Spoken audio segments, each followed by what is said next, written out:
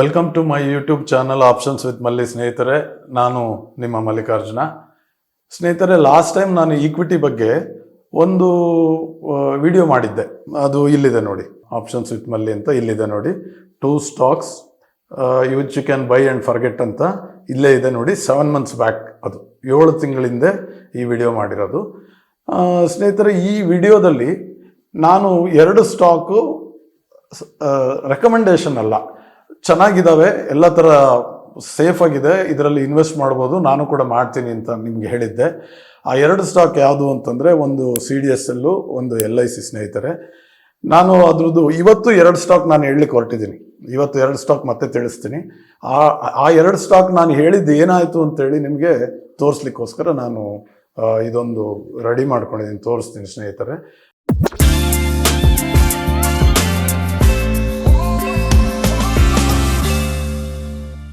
ನೋಡಿ ಸ್ನೇಹಿತರೆ, CDSL ನಾನು ಹೇಳಿದ್ದು ಒಂದು ಸ್ಟಾಕು. CDSL ನಾನು ತೋರಿಸಿದ್ದು. CDSL ನಾನು ತೋರಿಸಿದ ದಿವಸ 7 ತಿಂಗಳ ಹಿಂದ್ಗಡೆ 2016 ರೂಪೀಸ್ ಇತ್ತು. ಡಿವೈಡೆಡ್ ಬೈ 2 ಅಂತ ಮಾಡಿದ್ದೀನಿ. ಯಾಕೆ ಅಂದರೆ 1:1 ಬೋನಸ್ ಶೇರ್ ಕೊಟ್ಟಿದ್ದಾರೆ. ಸೊ 2016 ಇದ್ದಿದ್ದು ಡಿವೈಡೆಡ್ ಬೈ 2 ವ್ಯಾಲ್ಯೂ ಆಗುತ್ತೆ, 1008 ರೂಪೀಸ್ ಬೀಳುತ್ತೆ 1:1 ಬೋನಸ್ ಆದಮೇಲೆ. ಈಗ ಸ್ನೇಹಿತರೆ, 7 ತಿಂಗಳ ನಂತರ ಪ್ರೆಸೆಂಟ್ ಪ್ರೈಸ್ ಇಸ್ 1860, 1860 ರೂಪಾಯಿ ಇದೆ. ಸೊ ಆಲ್ಮೋಸ್ಟು 7 ತಿಂಗಳಲ್ಲಿ 84% ಗ್ರೋತ್ ಬಂದಿದೆ. ನಾನು ಹೇಳಿದ್ದು 7 ತಿಂಗಳಿಗೆ 84%. It's not A joke, it is not A small percentage of profit. ಇನ್ನೊಂದು ಹೇಳಿದ್ದೆ ಸ್ನೇಹಿತರೆ, LIC ಆಫ್ ಇಂಡಿಯಾ ಅಂತ. ಅದು ನಾನು ವಿಡಿಯೋ ಮಾಡಿದಾಗ ಅದು 911 ರೂಪಾಯಿ ಇತ್ತು. ಇವತ್ತು ಮಾರ್ಕೆಟ್ ತುಂಬ ಬಿದ್ದಿದೆ. ಇವತ್ತು ಶನಿವಾರ ನಾನು ಮಾರ್ಕೆಟ್ ಮಾಡ್ತಾ ಇದ್ದೀನಿ. ಇವತ್ತು ಬಿದ್ದಿರೋದ್ರಿಂದ ಈಗ 901 ರೂಪಾಯಿ ಇದೆ. ಇವತ್ತು 900 ಇದೆ ಅಂದರೆ 2 ಸ್ಟಾಕ್ ನಾನು ಹೇಳಿರೋದು, ಒಂದು 1.25% ಲಾಸ್ ಇದೆ. ಆಫ್ಟರ್ ಭಾಳ ಮೇನ್ ಉದ್ದೇಶ ಇಲ್ಲಿ ಇಂಪಾರ್ಟೆಂಟ್ ಇರೋದು ಅಂದರೆ, ಮಾರ್ಕೆಟ್ ತುಂಬ ಬಿದ್ದಿದೆ ಇವತ್ತು. ಇವತ್ತಿನ ಸ್ಟೇಜಲ್ಲಿ ಇವತ್ತು ತುಂಬ ಬಿದ್ದಿರೋ ಅಂಥ ಮಾರ್ಕೆಟಲ್ಲಿ LIC ನಾನು ಹೇಳಿದ್ದು 1.25% ಲಾಸ್ ಕೊಟ್ಟಿದೆ. CDSL ಅರೌಂಡ್ 84% ಗ್ರೋತ್ ಕೊಟ್ಟಿದೆ. ಇದನ್ನು ನಾನು ಯಾಕೆ ಹೇಳ್ತಿದ್ದೀನಿ ಸ್ನೇಹಿತರೆ ಅಂದರೆ, ನನಗೆ ನಿಜ ಹೇಳ್ತೀನಿ, ತುಂಬ ಬೇಜಾರಾಗುತ್ತೆ. ಈ ನನ್ನ ನೋಡಿರೋರು ಲಕ್ಷಾಂತರ ಜನ ಇದ್ದಾರೆ. ನನ್ನ ವಿಡಿಯೋಸು ಯಾರೂ ಸಬ್ಸ್ಕ್ರೈಬೇ ಮಾಡಲ್ಲ. ಏನಕ್ಕೆ ಸಬ್ಸ್ಕ್ರೈಬ್ ಮಾಡ್ಲಿಕ್ಕೆ ಚೌಕಾಸಿ ಮಾಡ್ತಾರೋ ಗೊತ್ತಿಲ್ಲ. ನಾನೊಬ್ಬ ಫೇಮಸ್ ಯೂಟ್ಯೂಬರು ಸಜೆಸ್ಟ್ ಮಾಡೋರು ನೋಡಿದ್ದೀನಿ. ಅವರು ಉತ್ಕರ್ಷ್ ಫೈನಾನ್ಸು 54 ರೂಪಾಯಿಗೆ ಬೆಸ್ಟ್ ಬೈ, ನಾನು ತೊಗೊಳ್ತಾ ಇದ್ದೀನಿ, ಎಲ್ಲರೂ ತೊಗೋಬೋದು ಅಂತ ಹೇಳಿದರು. ಇವತ್ತು ಅದೇ ಉತ್ಕರ್ಷ್ ಸ್ಮಾಲ್ ಫೈನಾನ್ಸು 35 ರೂಪಾಯಿ ಆಗಿದೆ. ಈಗ ನಾನು ಮಾಡಿರೋದು ಕನ್ನಡದಲ್ಲಿ, ನಾನು ಮೊದಲಿಂದ ಹೇಳ್ಕೊಂಡು ಬರ್ತಾ ಇದ್ದೆ, ನಾನು ಏನು ಮಾಡಿದರೂ ಫ್ರೀಯಾಗಿ ಹೇಳ್ತೀನಿ, ನಾನು ಏನು ಮಾಡಿದರೂ ಯಾವುದು ಸೇಲ್ಸ್ ಪ್ರಮೋಷನ್ ಮಾಡಲ್ಲ, ಬಿಸ್ನೆಸ್ ಪ್ರಮೋಷನ್ ಮಾಡಲ್ಲ ಅಂಥೇಳಿ ನಾನು ಹೇಳ್ಕೊಂಡೇ ಬಂದಿರೋದು. ನಾನು ಇವತ್ತು 2 ಸ್ಟಾಕ್ ಮತ್ತೆ ಹೇಳ್ತೀನಿ, ನೆಕ್ಸ್ಟ್ ಹೇಳ್ತೀನಿ 2 ಸ್ಟಾಕ್ ಯಾವ್ದು ತೊಗೋಬೋದು ಅಂತೇಳಿ. In spite of that subscribe ಮಾಡಲಿಕ್ಕೆ ಯಾಕೆ ಚೌಕಾಸಿ ಮಾಡ್ತಾರೆ ಗೊತ್ತಾಗ್ತಿಲ್ಲ. ನಮಗೆ ನಿಮ್ಮ ಸಬ್ಸ್ಕ್ರಿಪ್ಷನ್ನೇ ನಮಗೆ ಪ್ರತಿಯೊಂದು ಉತ್ತೇಜನ. ನಿಮಗೆ ಸಬ್ಸ್ಕ್ರೈಬ್ ಮಾಡಿದರೆ ನಮಗೆ ವಿಡಿಯೋಸ್ ಮಾಡಲಿಕ್ಕೆ ಖುಷಿ ಆಗುತ್ತೆ, ವಿಡಿಯೋಸ್ ಮಾಡೋಣ ಅಂತ ಅನಿಸುತ್ತೆ, ಮಾಡ್ಕೊಂಡು ಹೋಗ್ತೀನಿ. ಆಮೇಲೆ ನನಗನ್ಸುತ್ತೆ, ಕನ್ನಡದಲ್ಲಿ ಒಬ್ಬರೋ ಇಬ್ಬರೂ ಇಲ್ಲೇನಪ್ಪ ಈ ಥರ ಏನೂ ಸೇಲ್ಸ್ ಪ್ರಮೋಷನ್ ಮಾಡ್ದಂಗೆ, ಏನೂ ಯಾವುದೇ ಲಿಂಕ್ ಕೊಟ್ಟು ಅಲ್ಲಿ ಓಪನ್ ಮಾಡಿ ಅದರಲ್ಲಿ ಅಕೌಂಟ್ ಓಪನ್ ಮಾಡಿ ಅಂತ ಹೇಳೋದು, ಅಥವಾ ಇನ್ನೊಂದು ಯಾವುದೋ ಕಂಪ್ನಿ ಸ್ಪಾನ್ಸರ್ ಮಾಡೋದು. ನನಗೆ ಸುಮಾರು ಕಾಲ್ಸ್ ಬರುತ್ತೆ, ನಮ್ಮ ಕಂಪ್ನಿ ಸ್ಪಾನ್ಸರ್ ಮಾಡಿ ನಿಮ್ಮ ವಿಡಿಯೋದಲ್ಲಿ ಹಾಕಿ, ನಾವು ಅಷ್ಟು ಪೇ ಮಾಡ್ತೀವಿ ಎಷ್ಟು ಪೇ ಮಾಡ್ತೀವಿ ಅಂತ. ನಾನು ಫಸ್ಟೇ ಹೇಳಿದ್ದೆ, ನಾನು ಏನು ಮಾಡಿದರೂ ಫ್ರೀನೇ ಮಾಡೋದು ಅಂತೇಳಿ. ಅದಕ್ಕೋಸ್ಕರ ನಾನು ಅದಕ್ಕೆ ಸ್ಟಿಕ್ ಆನ್ ಆಗಿದ್ದೀನಿ. ಇವತ್ತು 2 ಸ್ಟಾಕ್ ಹೇಳ್ತೀನಿ. ಅದು ರೆಕಮೆಂಡೇಶನ್, ಖಂಡಿತ ರೆಕಮೆಂಡೇಶನ್ ಅಲ್ಲ, ನಾನು ಯಾವುದು ಅನಲಿಸ್ಟು ಅಲ್ಲ. ನೀವು ಅದನ್ನು ನಿಮ್ಮ ಫೈನಾನ್ಷಿಯಲ್ ಅಡ್ವೈಸರ್ ಹತ್ರ ಕೇಳಿಬಿಟ್ಟು ನೀವು ಮುಂದುವರಿಬೇಕು. ಸ್ನೇಹಿತರೆ, ಬನ್ನಿ ನಾನು ತೋರಿಸೋ ಸ್ಟಾಕ್ಸ್ ಯಾವುದು ಅಂತ ಹೇಳ್ತಾ ಇದ್ದೀನಿ. ಇವತ್ತು ಸ್ಕ್ರೀನರ್ ಓಪನ್ ಮಾಡೋಣಂತೆ. ಈಗ ಒಂದು ಕಂಪ್ನಿ ಸ್ನೇಹಿತರೆ ನಾನು ಹೇಳಕ್ಕೆ ಹೊರಟಿರೋದು ಕೋಲ್ ಇಂಡಿಯಾ ಅಂಥೇಳಿ. ನೋಡಿ ಸ್ನೇಹಿತರೆ, ಇದು ಕೋಲ್ ಇಂಡಿಯಾ ಅಂಥೇಳಿ. ಇವತ್ತಿನ ಮಾರ್ಕೆಟ್ ರೇಟು 382 ರೂಪಾಯಿ ಇದೆ. ತುಂಬ ರ್ಯಾಲಿ ಆಗಿತ್ತು, ರ್ಯಾಲಿ ಆಗಿ ಕಮ್ಮಿ ಆಗಿದೆ. ಇದನ್ನು ನಾನು ವಿಡಿಯೋ ತುಂಬ ಟೈಮ್ ತೊಗೊಳುತ್ತೆ, ಸುಮ್ಮನೆ ಹೇಳೋದು ಮೇನಕ್ಕೆ ತೋರಿಸ್ಬಿಡ್ತೀನಿ. ಮಾರ್ಕೆಟ್ ಕ್ಯಾಪು 2,35,000 ಇದೆ. ಆಮೇಲೆ ಇದು ಫಂಡಮೆಂಟಲಿ ವೆರಿ ಗುಡ್ ಸ್ಟಾಕು, ತುಂಬ ಒಳ್ಳೆ ಸ್ಟಾಕು. ಮಾರ್ಕೆಟ್ ಕ್ಯಾಪು ಚೆನ್ನಾಗಿದೆ, ಈ ಹಿಂದೆ ಎಲ್ಲ ಒಳ್ಳೆ ಪರ್ಫಾರ್ಮೆನ್ಸ್ ಮಾಡಿದೆ. ಆಮೇಲೆ ನೋಡಿ ಪ್ರೋಸ್ ಆ್ಯಂಡ್ ಕಾನ್ಸ್ ಇದನ್ನು ಬಿಡಿ. 50 DMA 200 DMA ಕೆಳಗಡೆ ವರ್ಕ್ ಆಗ್ತಿದೆ. ಇದು 200 DMಗಿನ್ನ ಕೆಳಗಡೆ ಬಂದಿದೆ.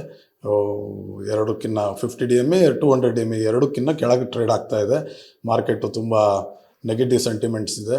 ಆಮೇಲೆ ಇಲ್ಲಿ ನೋಡಿ ಪ್ರೋಸ್ ಆ್ಯಂಡ್ ಕಾನ್ಸಲ್ಲಿ ಕಾನ್ಸ್ ಏನೂ ಇಲ್ಲೇ ಇಲ್ಲ. ಪ್ರೋಸೇ ಹೇಳ್ತಾ ಇದ್ದಾರೆ ಕಂಪ್ನಿ ಇಸ್ ಆಲ್ಮೋಸ್ಟ್ ಡೆಪ್ಟ್ ಫ್ರೀ ಅಂತೇಳಿ, stock is providing A good dividend of 6.68% ಅಂತ. ಆಮೇಲೆ ಇದಕ್ಕೆ ಮುಂಚೆ ಇದೆಲ್ಲ 10% ಎಲ್ಲ ಇತ್ತು, ಯಾಕೆಂದರೆ ಅವತ್ತಿನ ದಿವಸ ಮಾರ್ಕೆಟು ಕೋಲ್ ಇಂಡಿಯಾ ರೇಟು ಕಮ್ಮಿ ಇತ್ತು. ಈಗ ರೇಟ್ ಜಾಸ್ತಿ ಆದಂಗೆ ಡಿವಿಡೆಂಡ್ ಈಲ್ಡ್ ಕೂಡ ಕಮ್ಮಿ ಆಗುತ್ತೆ ನ್ಯಾಚುರಲಿ. ಆಮೇಲೆ as a good return on equity past track ರೆಕಾರ್ಡರ್ಸಲ್ಲಿ 3 ಇಯರ್ಸಲ್ಲಿ ROE 52.8% ಇದೆ. ಕಂಪನಿ ಒಳ್ಳೆ ಹೆಲ್ತಿ ಡಿವಿಡೆಂಡ್ 49 ಪೇಔಟ್ ಕೂಡ 49.8%. Company has been maintaining A healthy dividend payout of 49.8 ಅಂತಿದೆ. ಆಯ್ತಾ. ಮತ್ತು ಇದು ಬಂದು ಪೀರ್ ಕಂಪ್ಯಾರಿಸನ್ನು.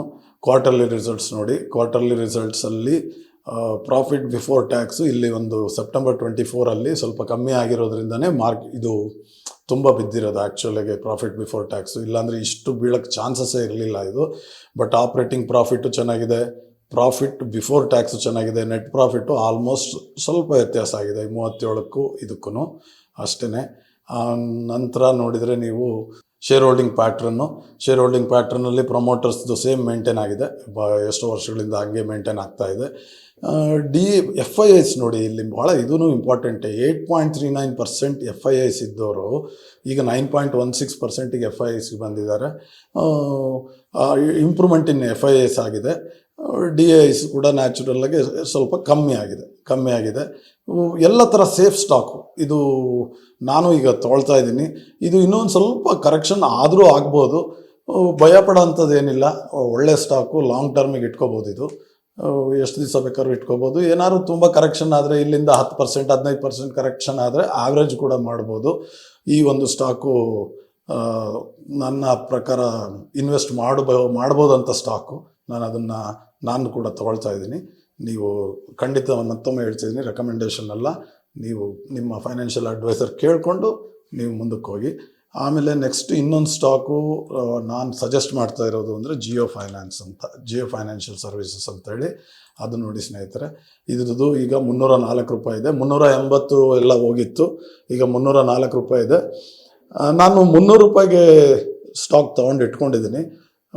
ನಾನು ನೆಕ್ಸ್ಟು ಬೈ ಚಾನ್ಸ್ ಅದು 280ಕ್ಕೆ ಬಂದರೆ ಮತ್ತೆ ಆವ್ರೇಜ್ ಮಾಡೋಣ ಅಂತಿದ್ದೀನಿ. ಅದು ಬರಲಿಲ್ಲ ಅಂದರೆ I will just keep quiet. ಇದು ಅಷ್ಟೇ ತುಂಬ ಒಳ್ಳೆ ಕಂಪ್ನಿ. ಇದು ಗೊತ್ತಿದೆ, ರಿಲಯನ್ಸ್ ಗ್ರೂಪ್ನವ್ರದ್ದು. ಆಮೇಲೆ ಮಾರ್ಕೆಟ್ ಕ್ಯಾಪು ಚೆನ್ನಾಗಿದೆ. ROE ಎಲ್ಲ ಹೊಸ ಕಂಪ್ನಿ ಎಲ್ಲ ಅಷ್ಟು ನಮಗೆ ಕಂಫರ್ಟಬಲ್ಲಾಗಿ ತೋರಿಸಲ್ಲ. ಇದು ಕೂಡ 50 DMA 200 DMA ಕೆಳಗಡೆ ಟ್ರೇಡ್ ಆಗ್ತಾ ಇದೆ. ಆಮೇಲೆ ಪ್ರೋಸ್, ಕಂಪನಿ ಹ್ಯಾಸ್ ರೆಡ್ಯೂಸ್ ಡೆಪ್ಟು, ಕಂಪನಿ ಇಸ್ ಆಲ್ಮೋಸ್ಟ್ ಡೆಪ್ಟ್ free, companies working capital have reduce from 183 days to 20.6 days. ಇದು ಇಂಪಾರ್ಟೆಂಟೇ, ಬಟ್ 183 ಅಂಥ ಇಂಪಾರ್ಟೆಂಟ್ ಅಲ್ಲ. ಬಟ್ 183 to 20 days ಅಂದರೆ ಭಾಳನೇ ತುಂಬ ವ್ಯತ್ಯಾಸ ಆಗುತ್ತೆ. ಇವರು ಡಿವಿಡೆಂಡ್ ಕೊಡ್ತಾ ಇಲ್ಲ ಅಂತಾರೆ, ಅದು ಮಾಮೂಲಿ, ಅದೇನು ಮಾಡಲಿಕ್ಕೆ ಆಗೋದಿಲ್ಲ. ಅದು ನೋಡಿ, ಆಪ್ರೇಟಿಂಗ್ ಪ್ರಾಫಿಟ್ ಕೂಡ ಇಯರ್ ಬೈ ಇಯರ್ ಜಾಸ್ತಿ ಆಗ್ತಾ ಇದೆ. ಪ್ರಾಫಿಟ್ ಬಿಫೋರ್ ಟ್ಯಾಕ್ಸ್ ಕೂಡ ಜಾಸ್ತಿ ಆಗ್ತಾ ಇದೆ. ನೋಡಿ, ಪ್ರಾಫಿಟ್ ಬಿಫೋರ್ ಟ್ಯಾಕ್ಸು 393, 400, 773 ಆಗ್ತಾ ಇದೆ. ಆಮೇಲೆ ಆಪ್ರೇಟಿಂಗ್ ಪ್ರಾಫಿಟ್ ಮಾರ್ಚ್ 2024ಗೆ 1559 ಇದೆ, 537 ಸ್ವಲ್ಪ TTM ಇದು ಲೆಕ್ಕಕ್ಕೆಲ್ಲ ಬಿಡಿಯೋದು. ಆಮೇಲೆ ಇನ್ನು ಪ್ರೊಮೋಟರ್ಸ್ದು ಸೇಮ್ ಹಾಗೆ ಉಳ್ಕೊಂಡಿದೆ. ಪ್ರೊಮೋಟರ್ಸ್ದು FII ಸ್ವಲ್ಪ ಕಮ್ಮಿ ಮಾಡ್ಕೊಂಡಿದ್ದಾರೆ, 17.55 ಇಂದ 16.88 ಅಂದರೆ not even 1% it has come down. But ಸೆಪ್ಟೆಂಬರಿಂದ ಲೆಕ್ಕ ಮಾಡಿದರೆ 21ರಿಂದ ಕಮ್ಮಿ ಆಗಿದೆ. DIs ಆಲ್ಮೋಸ್ಟ್ ಸೇಮ್ ಇದೆ. ಆಮೇಲೆ ಇದು ಮೇಯ್ನು ರಿಲಯನ್ಸ್ ಗ್ರೂಪ್ ಕಂಪನಿ.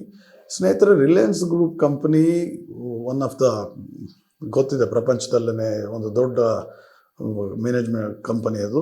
ಅವರುಗಳು ಡೆಫಿನೆಟ್ಟಾಗಿ ಇದನ್ನು ಈಗ ನಮ್ಮದೇನಿದೆ ರೇಟು, ಈ ಯಾವ ಕಾರಣಕ್ಕೂ ಈ ರೇಟ್ಸ್ ಏನಿದೆ ಒಂದು 304 ಇದೆ. ಇದು ಐ ಥಿಂಕ್ ಒಂದು 260 ರೂಪಾಯಿಗೆ ಅಲಾಟ್ ಆಗಿರೋದು ಅಂಥದ್ದು. ಎಲ್ಲ ಲೋಯೆಸ್ಟ್ ರೇಟ್ ಅಂದರೆ ಅದು 260 ರೂಪಾಯಿಗೆ ಅಲಾಟ್ಮೆಂಟ್ ಆಗಿರೋದು. ಲೀಸ್ಟಿಂಗ್ ಆದಮೇಲೆ, ಲೀಸ್ಟಿಂಗ್ ಮುಂಚೆ ಕಮ್ಮಿ ಇತ್ತು, ಲೀಸ್ಟಿಂಗ್ ಆದಮೇಲೆ 260 ರೂಪಾಯಿ ಇಸ್ ದ ಲೋಯೆಸ್ಟು. ಬರೀ ಒಂದು 40 ರೂಪೀಸ್ ಪ್ರೀಮಿಯಮಲ್ಲಿ ಇದ್ದೀವಿ ಈಗ.